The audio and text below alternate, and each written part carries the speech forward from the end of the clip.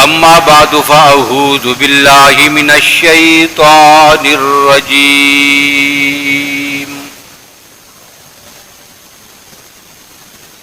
بسم الله الرحمن الرحيم.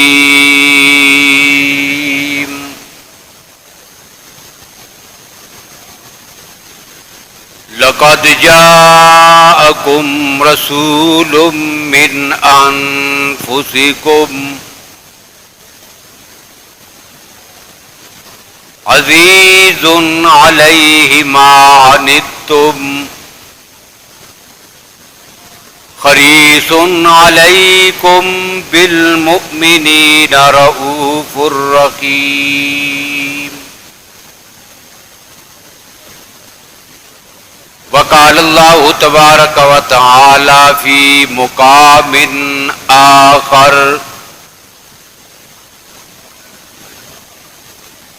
لقد كان لكم في رسول الله أسوة حسنة. وقال الله تبارك وتعالى في مقام آخر: ما آتاكم الرسول فخذوه وما نهاكم عنه فانتهوا. صدق الله مولانا العظيم.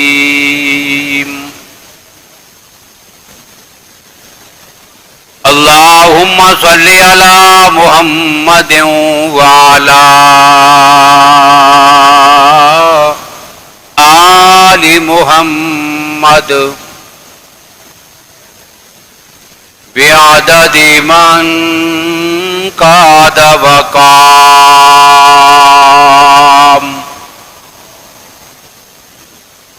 وصل على محمد وعلى آل محمد بعدد من صلى وصام.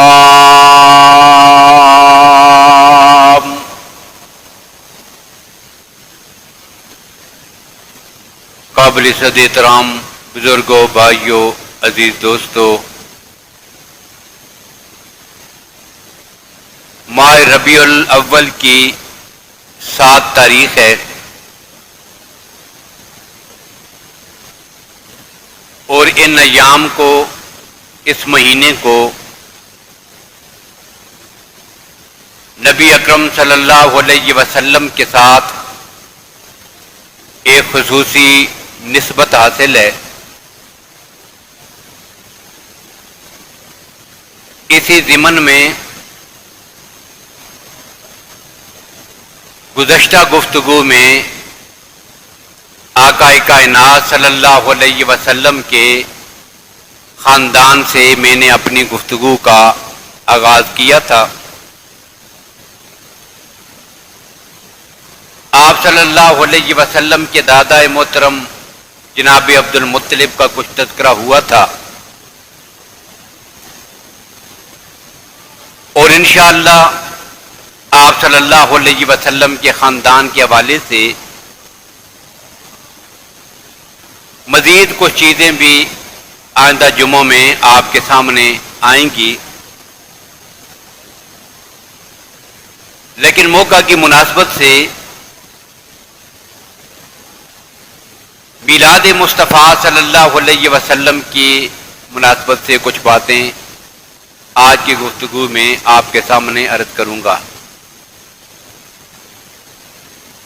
آج کے ہمارے اس معاشرے میں عید میلاد النبی صلی اللہ علیہ وسلم کو وہ حیثیت اور مقام حاصل ہے کہ اسے اہل سنت والجماعت کا شعار اور پہچان سمجھا جاتا ہے. سنی ہونے کی پہچان یہ سمجھائی جاتی ہے کہ جو عید میلاد مناتے ہیں وہ اہل سنت ہیں اور جو نہیں مناتے وہ اہل سنت نہیں ہیں. اس درجے میں اس کام کو اور اس فعل کو ایک مقام دے دیا گیا ہے. لہذا اس حوالے سے چند باتیں جو ہے وہ عرض کرنی ہے.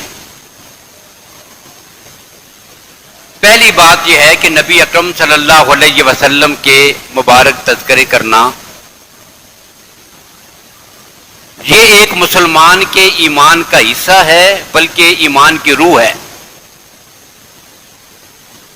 نبی اکرم صلی اللہ علیہ وسلم کی ولادت بھی اس میں شامل ہے. میں نے پہلے بھی کئی بار کہا کہ دنیا کا غیر مسلم بھی، مسلمان تو رہ گیا اپنی جگہ پر، غیر مسلم جس کے پاس تھوڑا سا بھی علم ہے اور اس کا دماغ بھی کام کرتا ہو، وہ متعصب اور تنگ نظر نہ ہو، تو وہ آدمی بھی اس بات کا انکار نہیں کرے گا کہ آج سے 1400 سال پہلے مکہ کی دھرتی پر عبد المطلب کا ایک پوتا پیدا ہوا تھا جسے دنیا محمد الرسول اللہ کے نام سے یاد کرتی ہے. وہ اگر غیر مسلم ہے تو تسلیم کرے گا کہ مسلمانوں کا نبی ہے، عبداللہ کا بیٹا ہے، آمنہ کا لخت جگر ہے. تو آپ کی ولادت کا انکار کافر بھی نہیں کرتا.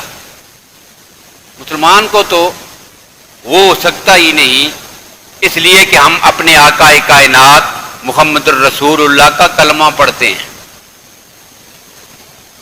تو آپ کی ولادت کا تذکرہ کرنا یہ بھی ایمان کی روح ہے. آپ کی بچپن کی زندگی، آپ کا بچپن، آپ کی جوانی، نبی اکرم صلی اللہ علیہ وسلم کا اعلان نبوت، آپ کا صادق اور امین کہلانا، نبی اکرم صلی اللہ علیہ وسلم کی خشیت الہی، تقوی اور خوف خدا، آپ صلی اللہ علیہ وسلم کی عبادت، آقا کائنات صلی اللہ علیہ وسلم کی جرأت اور شجاعت، آپ کا جہاد، آپ کی ہجرت، ان ساری چیزوں کا تذکرہ کرنا مسلمانوں پہ لازم بھی ہے اور ایمان والوں کی ایمان کی روح ہے. اور دوسری بات یہ ہے کہ ہر وہ چیز جس کی نسبت ہو جائے آقا کائنات صلی اللہ علیہ وسلم کی ذات گرامی سے، جن شخصیات کی نسبت ہو گئی پیغمبر کی ذات سے، یہ آپ کے صحابہ ہیں، یہ پیغمبر کی آل بیت ہے، یہ بیویاں ہیں، یہ پیغمبر کی بیٹیاں ہیں، یہ پیغمبر کے بیٹے ہیں، یہ پیغمبر کے نواسے ہیں، یہ پیغمبر کی نواسیاں ہیں، یہ آقا کائنات کے چچا ہیں، یہ آپ کے ماموں ہیں، یہ آپ کی پھوپھیاں ہیں، یہ آپ کے داماد ہیں، یہ میرے نبی کا خاندان. ان کا تذکرہ کرنا، ان سے آگے بڑھ کر یہ میرے نبی کا گھر مبارک ہے، اس سے آگے بڑھ کر یہ میرے نبی کا لباس ہے، یہ آپ کی پوشاک ہے، اس سے آگے بڑھ کر یہ میرے پیغمبر کے قدموں میں آنے والا جوتا ہے، اس سے بھی آگے بڑھ کر یہ میرے پیغمبر کے جوتے کے ساتھ لگنے والی خاک ہے. اب اس نسبت سے ہم مدینہ کی اس مٹی کا تذکرہ بھی جب کریں گے نا تو یہ بھی عبادت ہے اور بہت بڑے ثواب کی چیز ہے. اب یہ وہ عقیدہ ہے جو اہل سنت والجماعت کا، علماء دیوبند کا عقیدہ ہے. تو میلاد یہ تو بڑی بات ہے. ان ساری چیزوں کا تذکرہ کرنا یہ عبادت ہے اور بہت بڑے ثواب کی چیز ہے، ایمان کی روح ہے. اب نبی اکرم صلی اللہ علیہ وسلم کی جو سیرت زندگی ہے، آپ کی پوری زندگی، اس کو سیرت نگاروں نے دو حصوں میں تقسیم کیا ہے. ایک حصہ وہ ہے کہ جو آپ کی میلاد شریف سے لے کر 40 سال تک، اور میلاد شریف کا معنی جو ہے کیا ہوتا ہے؟ ولادت، پیدا ہونا. یہ جو دعوت دیتے ہوتے ہیں نا، کیا دعوت دیتے ہیں؟ اہل بدعت ایک دعوت دے رہے ہوتے ہیں، کیا کہتے ہیں؟ یہ ہماری مسجد میں آنا. کیوں؟ ہماری مسجد میں میلاد شریف ہے. ہمارے گھر آنا. کیوں؟ ہمارے گھر میں میلاد شریف ہے. تو یاد رکھیے جملہ ہی غلط ہے. وہ میلاد شریف جس کا کر رہی ہو آج سے 1400 سال پہلے ہو چکی ہے. اس میلاد شریف کا تذکرہ ہے، اس میلاد شریف کا ذکر ہے. وہ جس مقدس شخصیت کی ولادت ہوئی تھی اس کی شان بیان کی جائے گی. میلاد شریف نہیں ہے، میلاد شریف کا ذکر مبارک ہے. تو میلاد کا مراد سے مراد ہوتی ہے آپ کی ولادت باسعادت. اور عجیب بات یہ ہے کہ اس ولادت پہ زور اور اس کو منانے کا چرچا بھی انہی لوگوں کے ہاں ہے کہ جو ساری زندگی یہ کہہ کر لڑتے اور جھگڑتے رہے کہ اللہ کے نبی بشر نہیں ہیں. یہ بات بھی بڑی عجیب ہے. اپنے مقام پر وہ اس پہ مناظرے کرتے رہے، ایک عرصہ گزرا. یہ تو اللہ کا کرم ہے اب یہ جھگڑے کم پڑ گئے ہیں، ورنہ کسی زمانے میں سب سے بڑے جھگڑے یہی ہوتے تھے، نور بشر کے، حاضر ناظر کے، مختار کل کے. بھئی یہ جھگڑے، اسی پہ مناظرے. اب تھوڑا سا سکون ہوا ہے مناظروں کا. تو جو قوم ساری زندگی اس بات پہ لڑتی رہی، ان کے مناظر لڑتے لڑتے مر گئے. اللہ کے نبی بشر نہیں. آج ولادت منا کے ان کی روحوں اور ان کے عقیدے کا سرے سے انکار کر دیا ہے. ولادت کس کی ہوتی ہے؟ جبریل علیہ السلام کی ولادت، تاریخ ولادت کوئی بتائے نا. کسی فرشتے کی کوئی ولادت، کوئی تاریخ ولادت نہیں ہوتی. ولادت اس کی ہوتی ہے کہ جو بشر ہو. تو نبی اکرم صلی اللہ علیہ وسلم کی ولادت باسعادت مکہ مکرمہ کی سرزمین پر حضرت عبداللہ کے گھر میں، اور مشہور اور صحیح ترین قول کے مطابق 8 ربیع الاول. دوسرا جو سب سے بڑا قول ہے وہ 9 ربیع الاول. عوام کے ہاں جو بات مشہور ہے وہ 12 ربیع الاول. اور یہ جو 8 ربیع الاول کا قول ہے، یہی قول ہے مولانا احمد رضا خان بریلوی کا، ملفوظ فتاوی رضویہ میں. ان سے پوچھا گیا نبی اکرم صلی اللہ علیہ وسلم کی ولادت باسعادت کب ہوئی ہے، تاریخ کیا ہے؟ تو انہوں نے جواب میں لکھا کہ 8 ربیع الاول کو. ان کے ہاں بھی تاریخ اصل وہی ہے. تو بہرحال 12 کو یہ جو کچھ بھی ہوتا ہے. اب میں کہہ یہ رہا تھا کہ آقا کائنات کی پوری حیات طیبہ کو 2 حصوں میں تقسیم کیا گیا ہے. ایک حصہ وہ ہے کہ جو آپ کی ولادت سے لے کر 40 سال کے عرصے تک آپ کی بعثت تک ہے. اب یہ جو حصہ ہے نا، اس کے چیدہ چیدہ واقعات امت مسلمہ کے پاس محفوظ ہیں. ایک ایک لمحہ، ایک ایک عمل، یہ سارا ریکارڈ نہیں ہے. اہم چیدہ چیدہ واقعات نبی اکرم صلی اللہ علیہ وسلم کی اس حیات طیبہ کے مسلمانوں کے پاس محفوظ ہیں. لیکن اس سے جو اگلا دور شروع ہوتا ہے، یہ کون سا ہے؟ اعلان نبوت سے لے کر آقا کائنات کے وصال تک. یہ جو 23 سال کا عرصہ ہے نا، اس 23 سال کے عرصے کی ایک ایک بات، میرے نبی کا ایک ایک عمل، آپ کی جلوت و خلوت، آپ کی محفل اور آپ کی تنہائی، آپ کے دن اور آپ کی راتیں، آپ کا غصہ اور آپ کی خوشی، سب کا سب پوری امت مسلمہ کے پاس اللہ کے فضل و کرم سے من و عن محفوظ اور موجود ہے. اور یہ وہ ترائے امتیاز ہے کہ جو پوری کائنات میں صرف امت مسلمہ کو حاصل ہے، کہ جن کے پاس ان کے نبی، ان کے آقا محمد الرسول اللہ صلی اللہ علیہ وسلم کی نبوی زندگی کا ایک ایک گوشہ اصل صورت میں موجود ہے. اب یہ دو حصے ہیں جی. اب یہ جو حصہ ہے نا، اس کو قرآن پاک نے کیا کہا؟ لَقَدْ كَانَ لَكُمْ فِي رَسُولِ اللَّهِ أُسْوَةٌ حَسَنَةٌ. یہ میرے نبی کی ساری زندگی بندہ مومن کے لیے ایک کامل نمونہ ہے، جس کو سامنے رکھ کر اس نے اپنے دن بھی گزارنے ہیں، اس نے اپنے راتیں بھی گزارنی ہیں. اس کی جلوت بھی ہونی ہے، اس کی خلوت بھی ہے.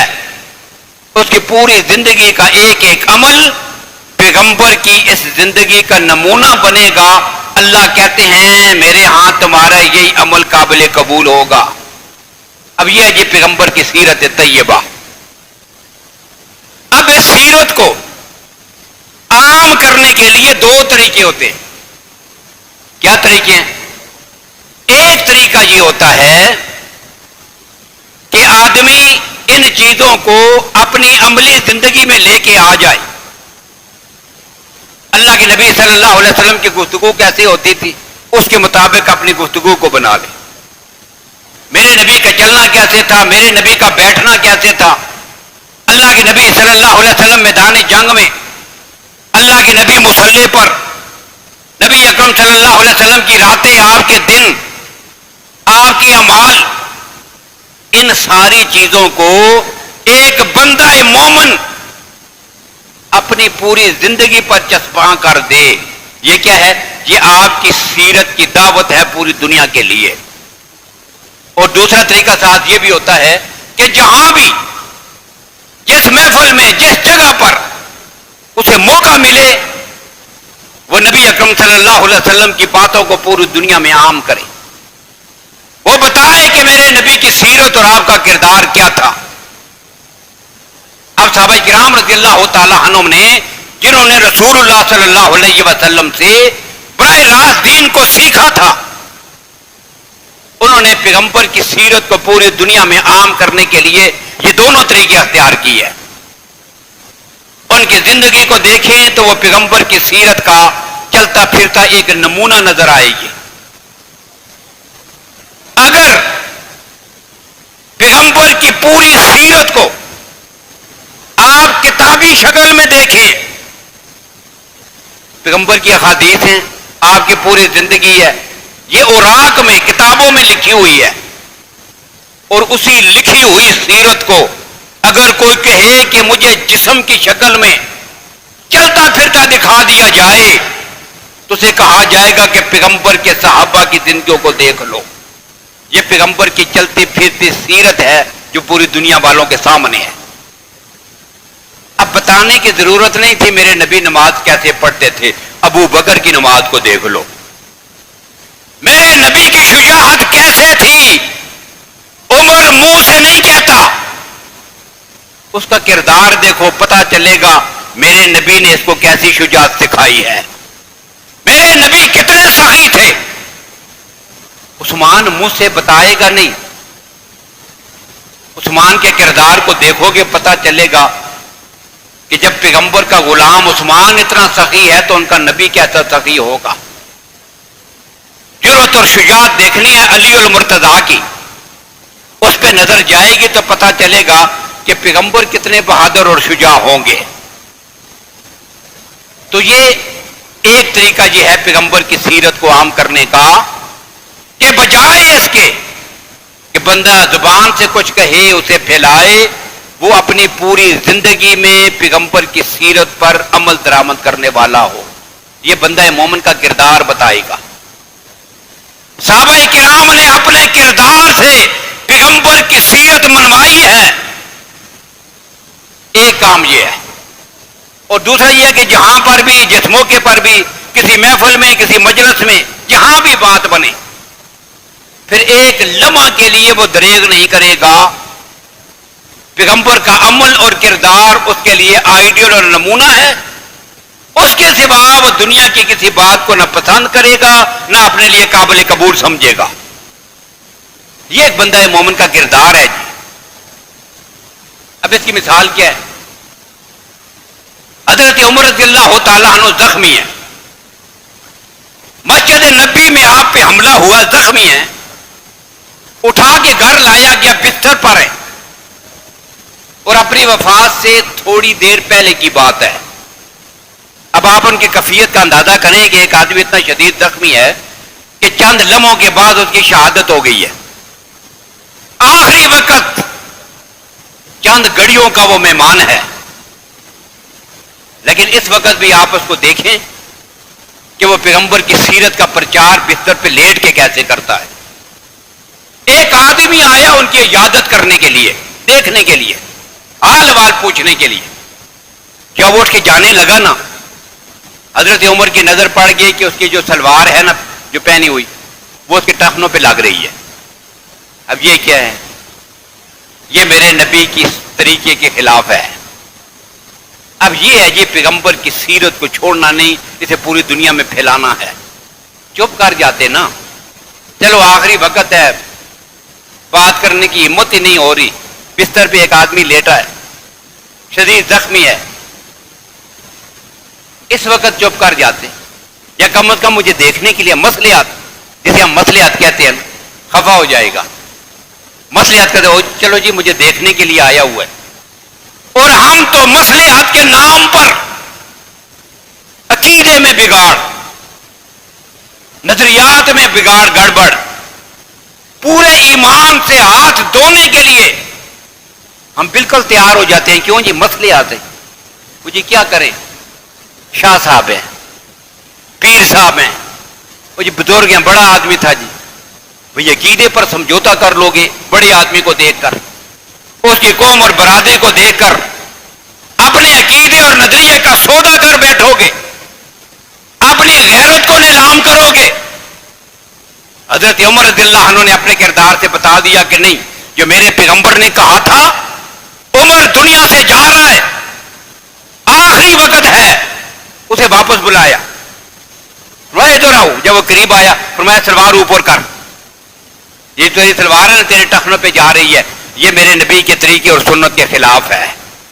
جہاں بھی موقع ملا ایک لمحے کے لیے دریغ نہیں کیا، پیغمبر کی سیرت کو پوری دنیا میں انہوں نے پھیلایا ہے.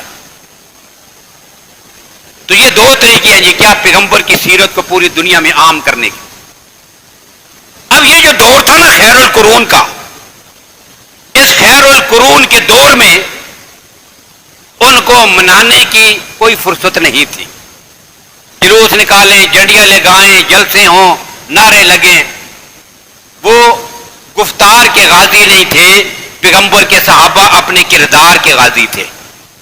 اس وقت یہ ڈرامے شرامے یہ کچھ نہیں ہوتے، کچھ نہیں ہوا. اور نہ اسلام کا مزاج ان چیزوں کو پسند کرتا ہے. ایک ہوتے ہیں نا شرعی دلائل، یہ چیز جائز ہے یا ناجائز، اور دوسرا یہ ہوتا ہے کہ ایک سمجھدار سنجیدہ آدمی وہ بیٹھ کے ذرا غور کرے کہ یہ جو حرکات ہو رہی ہیں یہ اسلام اور شرافت کے مزاج سے بھی تعلق رکھتے ہیں کہ نہیں. رسول اللہ صلی اللہ علیہ وسلم کی ولادت کے نام پر ناچنا اور جلوس نکالنا اور یہ ہلے گلے، یہ اسلام کے مزاج سے بھی یہ بات جوڑ کھاتی ہے کہ نہیں. اب یہاں اس کا ضمیر ہی اس کو بتا دے گا کہ یہ جو حرکتیں ہم کر رہی ہیں نا یہ ٹھیک نہیں ہے. اب یہ چیز اسلام کے مزاج کے بالکل الگ تھی. اسلام کے مزاج میں صحابہ کی جو تربیت اللہ کے نبی نے فرمائی تھی، یہ پورا دور خیر القرون کا ان ساری حرکتوں سے بالکل پاک اور صاف اور خالی تھا. اب آگے چل کر پھر کیا ہوا؟ پھر آگے چل کر 6 صدیاں گزر گئیں. نبی اکرم صلی اللہ علیہ وسلم کے دور سے 6 صدیاں گزری. اب یہ سن ہے 604، 7ویں صدی شروع ہے. 604 ہجری میں پہلی بار میلاد کے نام پر دنیا میں پہلی محفل کا انعقاد کیا گیا. اب یہ مزاج جو مسلمانوں کا بدلا ہے، اس کے اوپر بھی مورخین نے اس کی وجوہات لکھی ہیں. انہوں نے وجہ یہ لکھی کہ یہ جو 6ٹھی صدی گزری تھی نا، 6ٹھی چھٹی صدی ہجری یہ جو گزری ہے دنیا پر مسلمانوں کے لیے، اس پوری صدی میں عیسائیوں نے، عقیدہ تثلیث کے جو پیروکار ہیں عیسائی، انہوں نے مسلمانوں کے خلاف جنگیں لڑی. ساری صلیبی جنگیں اس چھٹی صدی میں ہوئی ہیں. مسلمانوں کو بہت سارے علاقے فتح کیے، ان پہ غالب آئے، اور پوری مسلمان قوم کمزور پڑ گئی، مغلوب ہو گئی. اب یہاں پر دو وجہ بنی ہیں. پھر پہلی وجہ وہ ہے کہ جس کو امام ابن خلدون نے اپنی تاریخ کے مقدمے میں لکھا، انہوں نے انسان کے مزاج کے بارے میں ایک بات لکھی ہے. ابن خلدون یہ بات لکھتے ہیں کہ ان الامم المغلوبۃ تحاول ان تقلد الامم الغالبہ. یہ بات انسان کے مزاج میں شامل ہے کہ جب وہ کسی قوم سے شکست کھاتے ہیں تو شکست کھانے کے بعد جو فاتح قوم ہوتی ہے نا، ان کا فیشن بن جاتا ہے، ان کی سوچ ان کی سوچ بن جاتی ہے. پھر یہ ان کی تقلید کر کے ان کے نقش قدم پہ چلتے ہیں.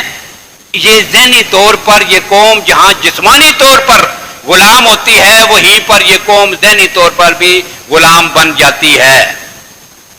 اب چھٹی صدی ہجری میں مسلمانوں پہ جب یہ حرکات ہوئی نا، مغلوب ہو گئے. اب انہوں نے تقلید کی ہے جی، نقش قدم پہ چلے، رواج سیکھے، رسمیں سیکھی. کن سے؟ عیسائیوں سے. اب عیسائیوں کی عید کون سی ہے؟ اب آپ کو پتہ ہے، اب پتہ چلے گا عید میلاد کہاں سے آئی ہے. یہ عیسائیوں کی عید کون سی ہے؟ 25 دسمبر کرسمس ڈے، جب حضرت عیسیٰ علیہ السلام کی ولادت ہوئی تھی ان کے عقیدہ کے مطابق. اب انہوں نے کہا کہ چلو یہ قوم جس سے ہم شکست کھا گئے، یہ فاتح ہے، ہم مفتوح ہیں، وہ غالب ہے، ہم مغلوب ہیں.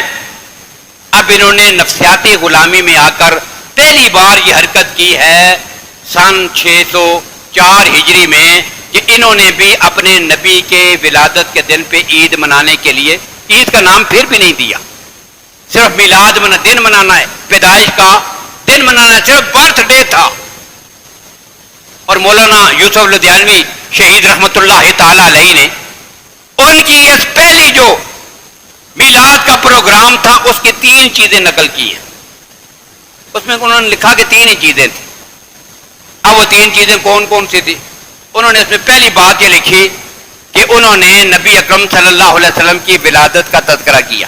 محفل ہوئی، اس میں 2 آدمی تھے، بادشاہ کا ایک وزیر تھا، ان کا آگے ایک جو ہے وہ ان کا درباری قسم کا ایک مولوی تھا.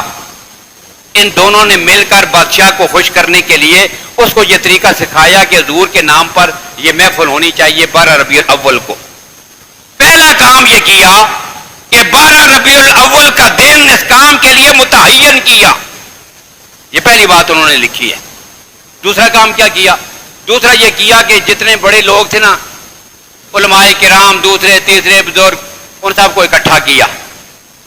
اس کام کے لیے ان کو بلا کر اجتماع منعقد ہوا. اور تیسرا کام، اس میں کھانا تیار ہوا اور اصال ثواب کے نام پر وہ کھانے لوگوں میں تقسیم ہوئے. یہ سب سے پہلی سادہ سی، سب سے پہلا میلاد شریف ہے جی دنیا کا، جس سے مسلمانوں کی 6 صدیاں خالی ہیں. اب ایک لمحہ کے لیے رک کر آپ ذرا غور اور فکر کیجئے گا کہ وہ چیز کہ جس سے مسلمانوں کی 6 صدیاں خالی ہوں. اب ان 6 صدیوں کے جو مسلمان ہیں ان کے لیے آپ کیا کہیں گے؟ جو سعادت سے محروم رہ گئے ہیں، جنہیں پتہ ہی نہیں تھا کہ رسول اللہ سے محبت کیسے ہوتی ہے، جسے آج ایمان کا جز بنا لیا گیا ہے. وہ 6 صدیوں کے مسلمان کدھر جائیں گے؟ اور یہ صرف عام مسلمان نہیں، یہ 6 صدیوں کے آغاز میں تو کائنات میں وہ مسلمان ہیں کہ جن کو رب نے کہا تھا اولئک کتب فی قلوبہم الایمان، جن کے دلوں میں اللہ کہتے ہیں میں نے ایمان اپنے ہاتھوں سے لکھ دیا ہے. انہوں نے جب یہ کام نہیں کیا تو وہ کہاں جائیں گے؟ یہ جی 6 صدیاں بالکل اس سے خالی گزر گئیں. پہلی وجہ یہ تھی مغلوب ہوئے، اور دوسری وجہ یہ تھی کہ جب قوم کو کوئی کام نہ کرنا چاہے نا، اب دو کام ہیں جی کرنے کے۔ ایک کام یہ ہے کہ ہمارے علماء کرام ہمیں یہ بتاتے ہیں قرآن و سنت کی روشنی میں کہ میرے نبی دنیا میں اس وجہ سے آئے تھے کہ آپ کی سیرت کو سیکھ کر دنیا اس پہ عمل کرے۔ ایک کام یہ ہے میرے سامنے، اور دوسرا کام یہ ہے کہ میں کچھ بھی نہ کروں، میری شکل پیغمبر کی صورت مبارکہ سے نہ ملتی ہو، میرا لباس، میری وضاحت، میرا انداز، میرے اعمال، اس میں میرے پیغمبر کے کسی عمل کی کوئی جھلک نظر نہ آتی ہو، میں نماز کے قریب نہیں جاتا، اعمال کی کوئی رمق میری زندگی کے اندر باقی نہیں، صرف منہ سے باتیں ہیں۔ اب اپنے دل کو تسلی دینے کے لیے بس سال میں ایک دن آیا، میں نے میلاد منا لیا اور جلوس نکال لیا، میری طبیعت خوش ہے۔ اب بتاؤ ان میں سے دو میں سے آسان سا راستہ کون ہے؟ کون سا؟ یہ دوسرا راستہ، یہ بالکل آسان سا ہے۔ اب پوری ایک صدی جب عیسائیوں نے ہمیں لتاڑا نا، وہ مزاج بدل گیا کہ جو اللہ کے نبی اور پیغمبر کے صحابہ امت کو دے کے گئے تھے۔ عیسائیوں کی ایک صدی کی محنت اور جنگیں تھی، مسلمان جب کمزور ہوئے اور بزدل پڑ گئے نا، اب انہوں نے بجائے اس کے کہ پیغمبر کی سیرت کو اپنائیں، جب مزاج بدلا تو صرف جلوسوں پہ گزارا کرنے پہ آئے، تو پہلی بار انہوں نے نبی اکرم صلی اللہ علیہ وسلم کا میلاد سن 604 ہجری میں منایا ہے۔ اب یہ ہے جی وہ میلاد شریف۔ تو اس کو ہمارے اکابر علماء کرام نے کیا لکھا؟ بدعت۔ اور بدعت اس وقت لکھا کہ جب صرف ایک دوسرے کو دعوت دے کر سادہ سی محفلیں ہوتی تھی اس نام پر۔ اب کسی کو کیا پتا تھا ہر آنے والے دور میں اس میں ترقی ہوتی چلی جائے گی۔ اب یہ بڑھتے بڑھتے پہلے صرف محفل تھی، پھر آگے چل کر اس کو کیا کہا؟ عید۔ اور یاد رکھیے گا کہ یہ عید جو ہے یہ خالصتاً ایک اسلامی اصطلاح ہے۔ اب یہ دین کسی کے باپ کے گھر کی چیز نہیں ہے، جو مرضی چاہے اس میں کمی کرے، جو مرضی چاہے اس میں اضافہ کر دے، یہ کسی آدمی کو اختیار نہیں ہے۔ اور دین اللہ کے نبی نے میدان عرفات میں مکمل کر دیا تھا، اس کا اعلان رب نے کیا تھا، الیوم اکملت لکم دینکم واتممت علیکم نعمتی ورضیت لکم الاسلام دینا۔ اب دین مکمل ہو گیا ہے، تو اس کی 6 صدیوں کے بعد دنیا میں وہ کون آدمی آیا تھا کہ جس کے ذریعے اللہ نے یہ چیزیں بھی دین میں شامل کی ہیں؟ تو یہ عید جو ہے یہ خالصتاً ایک اسلامی اصطلاح ہے۔ اب اس کو غلط استعمال کرنا، اپنی مرضی سے ایک کی بجائے دو کی بجائے 3 یا 2 کی بجائے 1 یہ عیدیں مقرر کرنا، یہ اب انسان میں سے کسی کے اختیار میں نہیں ہے۔ اللہ کے نبی اپنی امت کو 2 عیدیں دے کے گئے تھے، اس لیے عیدیں کتنی ہیں؟ ایک ہی۔ پھر عید کے ساتھ ایک لفظ انہوں نے اور جوڑا، جشن عید میلاد النبی۔ اب یہ بھی ایک اضافہ اور شامل کر دیا، بڑھتے چلے جا رہے۔ پھر جلوس نکالے گئے، پھر شبیہیں بنائی گئی، کعبۃ اللہ کی شبیہ بنائی ہوتی ہے، روضہ رسول صلی اللہ علیہ وسلم کی شبیہ بنائی ہوتی ہے۔ اور مفسرین نے لکھا کہ یہ خالصتاً یہ رافضیوں کی نقالی اور ان کی مشابہت ہے۔ وہ گھوڑا اور اس کے اوپر شبیہیں اور تازیہ اور پتہ نہیں کیا کیا وہ لے کے بازار میں آتے ہیں۔ انہوں نے کہا کہ ہم آپ سے کم ہیں، انہوں نے یہ شکل صورت شروع کر دی، یہ ماڈل بنا کر اب دن بھر ان کو چوکوں چوراہوں بازاروں میں پھیرتے رہے، اور جب کام ختم ہو گیا تو اس کو توڑ پھوڑ کے جو ہے وہ کہیں ردی میں جا کے پھینک دیا۔ یہ روضہ رسول کی شبیہ بنا کر اس کے ساتھ یہ حشر ہے، کیا یہ اس کی توہین اور بے ادبی ہے کہ نہیں؟ تو یہ بدعات جو ہے اپنے اندر کتنے گناہوں کو سمیٹے ہوئے ہے۔ اور یہ جو آغاز تھا نا آج سے صدیوں پہلے، اس کے متعلق ایک بات کہہ رہا ہوں، اور یہ بات جو ہے یہ کسی شمس الدین کی بھی نہیں ہے، کسی شمس الدین کا جھوٹا حوالہ بھی نہیں پڑھ رہا آپ کے سامنے، اور نہ کسی قمر الدین کی ہے اور نہ اس کے کسی بھائی نجم الدین کی، یہ ان کی نہیں ہے۔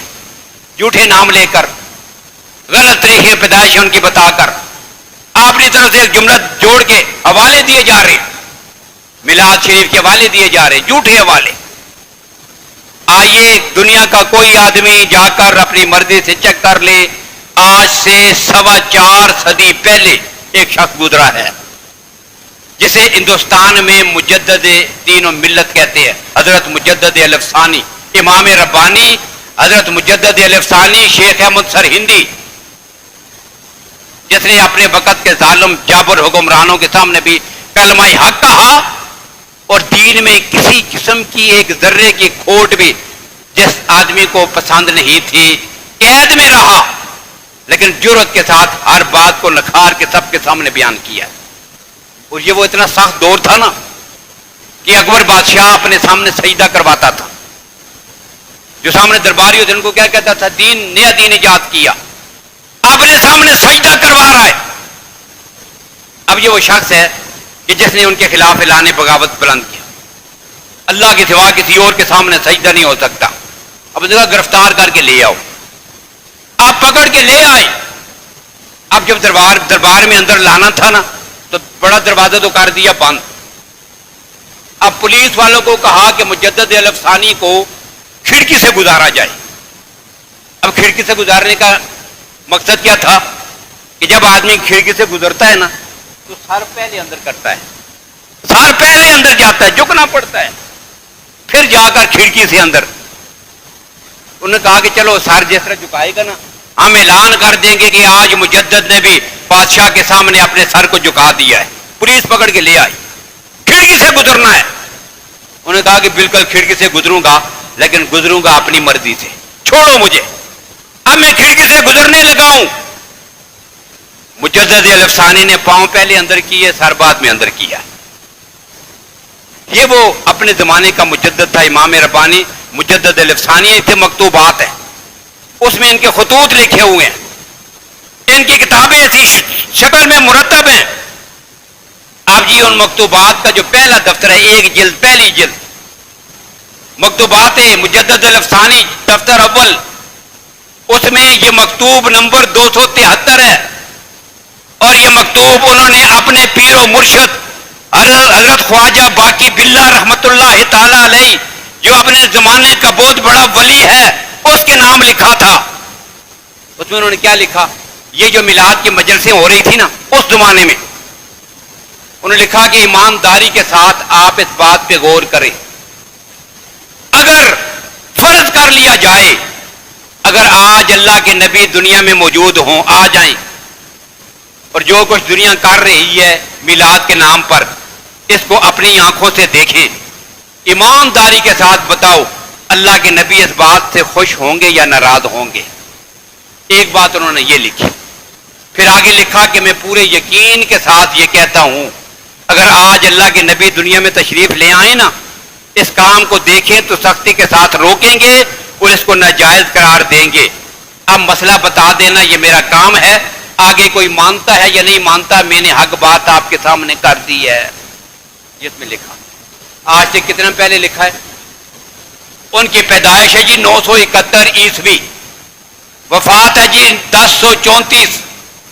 971 سے لے کر 1034 تک کا یہ دور ہے اس شخص کا، اور اس کی وفات سے لے کر آج تک، وفات کے بعد 4.25 صدیاں گزر گئی ہیں۔